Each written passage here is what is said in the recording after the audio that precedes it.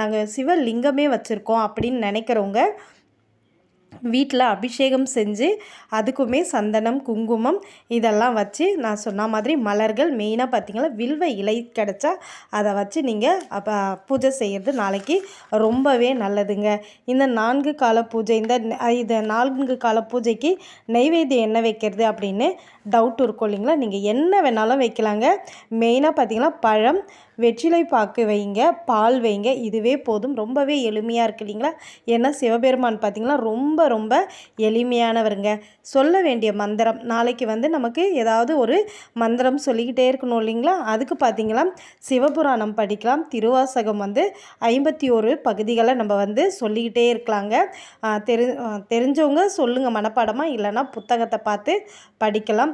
அதுவுமே எங்களுக்கு சொல்ல வராது அப்படின்னு நினைக்கிறவங்க ஓம் நமக் சிவாய அப்படின்ற